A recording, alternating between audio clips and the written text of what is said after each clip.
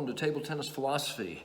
As promised, we're going to talk about a few things that are a little bit different, about doing things a little bit different way. And what better way to start it off than to start with a racket with green top sheet on it. Got black on the other side, okay. I don't know what your opinion is. I wasn't planning really to go green on this, but that's what happened. I ended up looking at a certain Tibhar grass Detex, and it's in, I think, 1.6 thickness sponge, and had pretty good results with it last night. So anyway, it was on sale. What can I say? Never thought I'd be groundbreaking with the weird rubber. If you didn't know, the rules are now that one side has to be black and the other side has to be either red or one of the other approved colors.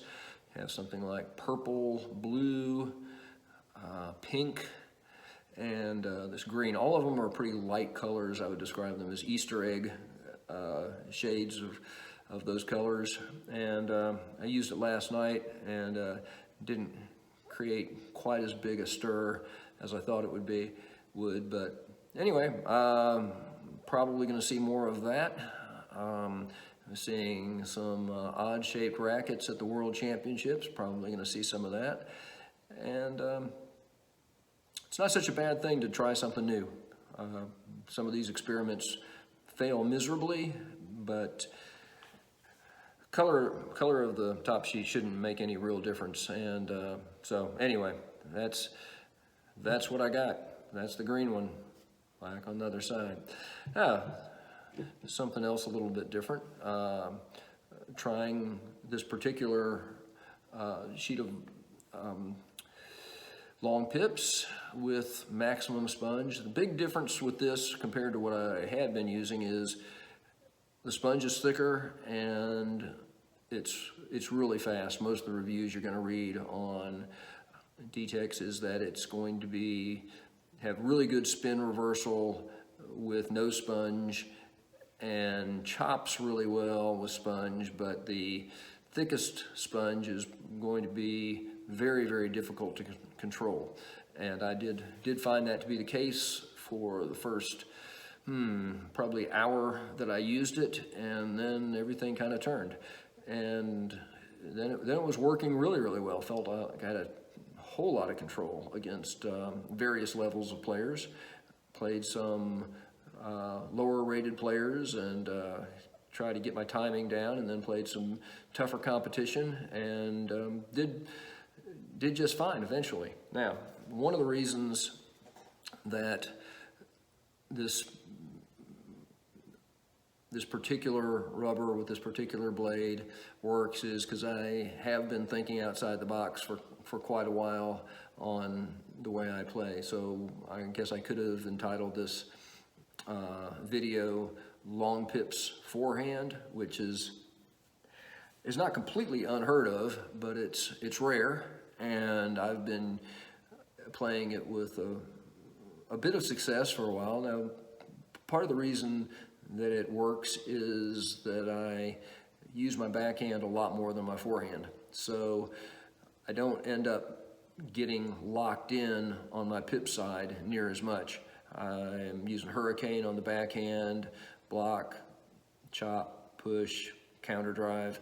Really comfortable with that on a pretty fast blade, not the fastest, but it's definitely offensive.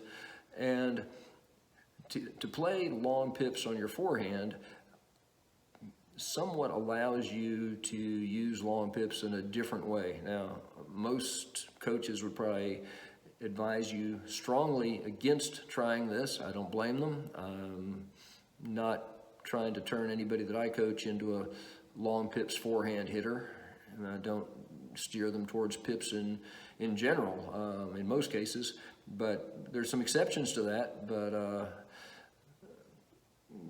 contrary to my reputation, I'm mostly trying to coach people to be good all-around players, start them with inverted rubber, occasionally give somebody, if their strokes sort of warrant it, maybe short pips, and I do have at least one person that I coach who is truly a long pips blocker, and he was using anti-spin and blocking before he started coming to me. So we weren't going to try to change his whole style, but try to make it work a little bit better. So this is the thinking outside the box part here, where if you actually were or have ever thought about using long pips on your forehand, it's a little weird. If you first start doing it, you'll probably hit most of the balls into the net until you get your racket angle straightened out. Even if you've been using short pips or even medium pips, you're probably going to have to make a pretty radical adjustment to your forehand. Now, why is the Tibhar rubber particularly good for this? Well, I guess the jury's still out. I mean, I only had one night of playing with it, and I have hit with a few other people using it without any real problems. But the fact that it's fast allows me to attack, and sometimes attack really strong and with somewhat of a long pips effect, which produces a pretty nasty shot. And that's a good thing from my perspective. I also do have the ability to slow the ball down, which is one of the advantages of long pips. If I don't really attack it, and I gotta choose my moments for that, then the ball will slow down a little bit and allow me to get back into the point a little bit better. And obviously, the combination of a really high quality long pips rubber on one side with Hurricane, which has given me a tremendous amount of spin, underspin in particular on the other side, it can mess with people. So I sometimes I'll serve with the pips, sometimes I'll twiddle.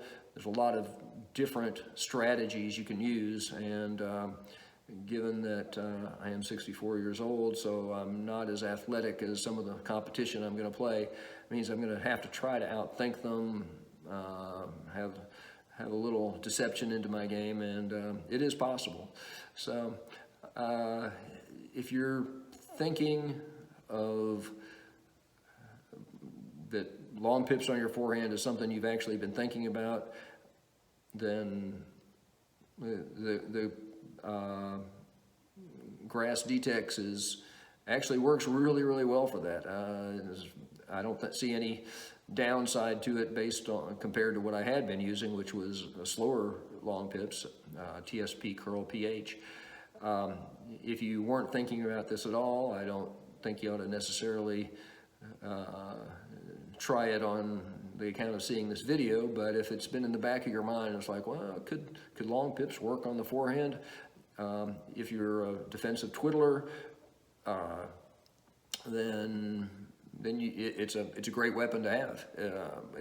I do find it difficult to flip over and make a really strong shot with the Hurricane side because the racket angle is drastically different. And that is one of the problems with flipping your racket back and forth is you can do the racket angle for the smooth rubber and actually have the pip side and end up putting the ball right into the net.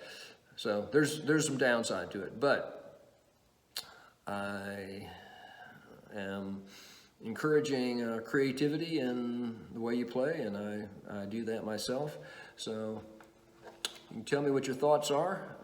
Again, don't try this if you didn't think that might work if you hadn't been drawn to it in the first place. But it is possible to play at a decent level with some different approaches, and I think table tennis could use a few different approaches. Now, mine's not probably going to catch on to take anybody into the World Championships, but for certain players, it might work very well. I would also say that it might work probably better for women players in some ways. Women are tending to play a little closer to the table, play with pips a little more often, hitting, counter-driving game, and whereas it might not work quite as well in the men's ranks, I think it possibly could have a little more possibility with women. All right, let me know what you think. I appreciate it. We'll see you next time.